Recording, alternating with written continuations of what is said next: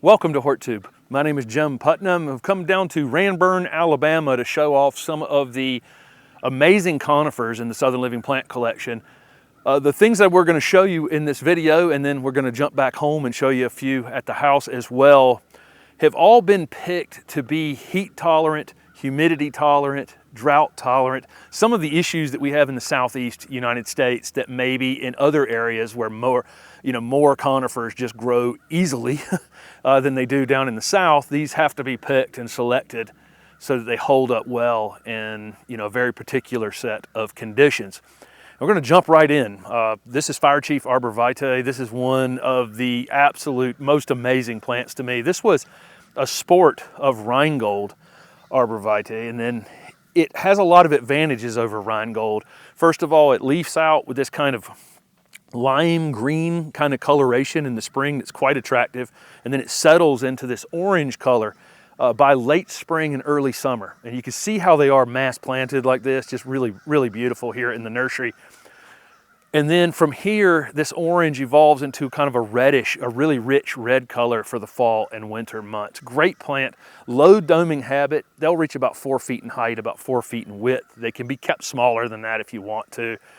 Other than not putting them in too much water, they're tolerant of pretty much all soil types and become pretty drought tolerant in time. Conifers, you want to check on them if things are in times where it's abnormally dry or in drought conditions, because they're not good at letting you know they're dry. They'll just start thinning in the middle, but really a very, very low maintenance plant. It's a great pop of color on any foundation. So from Fire Chief, which has a great low mounding habit, we jump over here to Nightlight Chamaecyparis. This is one of the best plants in our garden in Raleigh, North Carolina. Ours is currently about 2.5 feet by 2.5 feet, maybe slightly larger than that. These can ultimately reach about 4 to 5 feet in height and 4 to 5 feet in width. Just a perfect round ball. We've never laid a blade on ours, and it's literally a perfect round ball. Extremely soft to the touch. So is Fire Chief over there. This plant has amazed me because we have it in absolute full sun in our garden in Raleigh, and most of these gold foliage conifers will burn a bit on the top. They'll bleach out, if you've ever seen that before. They'll just literally turn white almost by late summer every year. They'll flush back out in the spring and then do that every year. This one just stays this really rich gold or chartreuse color all season long. Down in the middle of the plant, it will turn a little bit green, and it creates kind of a two-tone look. This is a younger crop here down in Ranburne, Alabama. They'll be finished by fall, and I'm sure in stores, by the time, within about 2 or 3 months. Great plant. I mean, this has been a standout for heat tolerance for gold conifers in our garden in Raleigh. Next up is an Arborvitae called Highlights. This one has been a fantastic plant in our garden at the house. It's reached about 3.5 feet in height, something like that. It's just been a top performer. Again, this being picked for heat tolerance and sun tolerance. Evolving kind of color during the season. It leaves out very, very bright, and then it settles into what you're looking at now, which is bright, but it has a little bit of that green on the interior. Just looks great. Ultimately, this thing will probably grow 20 feet in height. You don't have to let it get anywhere near that, and it's going to be obviously slower growing, being this gold foliage conifer, than its green counterparts like emerald arborvitae or something like that. But ours has reached about 3.5 feet or so. The spot that it's in the garden, we'll probably let it get 7 or 8 feet tall ultimately, and then we can shear it if we want to shear it and keep it smaller. Just a great upright, narrow plant. Again, this is another one of these plants that's just super soft to the touch. Great plant to have in the garden. This will be good for any kind of screening, any kind of container, or where we have it is on the corner of a high interest area. So somewhere where you need something tall and narrow, but it's in an area where you'd like to get a lot of impact, and then you can put other green evergreen things around the base of it to really make it pop even more. Highlights is a Thuja occidentalis, which is the eastern Arborvitae. This is a western Arborvitae, Thuja plicata. This one is called Green Valley, and you may know Green Giant Arborvitae, this one that's just planted everywhere. Well, those things get 60 feet tall and grow 3 feet a year, and I think will probably be, in most cases, ultimately larger than someone really needs a screening plant to be. you know, unless you have a giant estate of some kind. But I see people rowing them up everywhere. The other problem is that when some of those conifers get 30, 40, 50 feet tall, they start to shade their own plant themselves, and they start to lose foliage down at the bottom. So, you know, when those things get that tall, I tend to be able to see right through them down at the bottom. So they become ineffective screening plants in the future. This is a smaller growing version of green giant Arborvitae. So this one is going to reach probably ultimately 20 feet in height someday, but it'll take a few more years for it to reach that 10, 12 foot height. Still a pretty good growth rate on it. It's not slow. It's just, you know, when you're comparing things to green giants and leyland cypresses, you know, everything seems slow. But they are quick enough growing that I think anybody could get a screen out of these in a reasonable amount of time. I think they'll be easier to shear and to keep the size you want to keep them. I think they'll be just overall a better long-term investment for if you're looking for something that screens in that 10 to 20 foot range rather than a 50 to 75 foot range that green giant might give you in the future. So really excited about this plant. Again, it's another one that's soft to the touch. It's a new enough plant that you may not find big material on it yet, but I think at some point in the future, there'll be nurserymen everywhere putting this into bigger containers, and you'll be able to install them already with some size on them. But even if you can't, even if you can only get them in a 3-gallon like this, they're a reasonable amount. They're reasonably fast growing enough that it won't take that long to become an effective screen.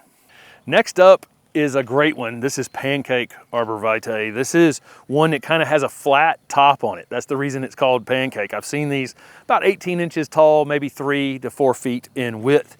Here we are shooting this in summer. This is a very, very new crop here behind me. This is one that's, you know, slightly more established in this 2-gallon container. They're kind of a sage green color in the summertime, and then they take on more of a blue hue during the winter.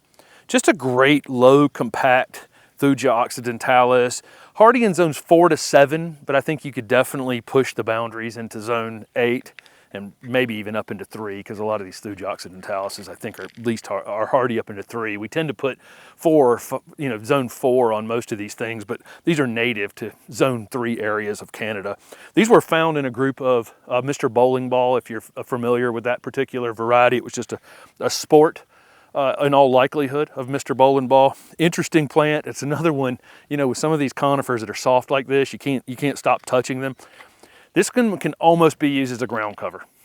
So, I mean, 18 inches in height is about all you're going to see this thing grow, you know, tall. And it has that really unique kind of flat top across it rather than the, you know, kind of doming or bulging type of growth that we see with most plants that stay this small. But fantastic evergreen, and, you know, it's one we're actually missing from our garden, and this one's coming home with us.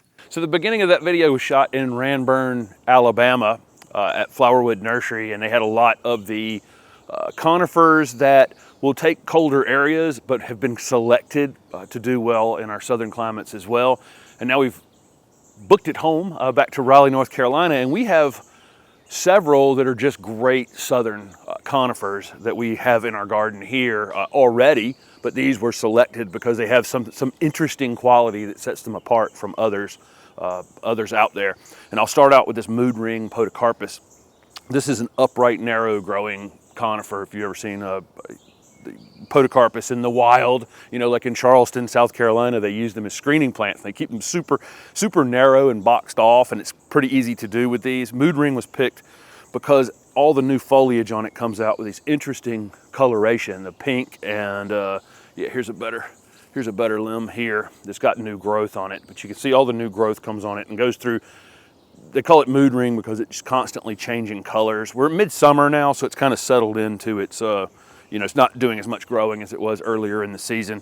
Fantastic plant. And again, if you have a super narrow space and you're in the South, this is a perfect plant to just be able to box off and not take up a lot of ground space. You know, the osmanthus next to it is, you know, for every foot of growth I have that way, I have at least you know, almost a foot of growth that way, whereas this one is just upright and narrow. And there's one more Podocarpus as well. Another incredibly interesting Podocarpus is this Roman candle Podocarpus, and you can see why all the new growth on it during the growing season is almost white.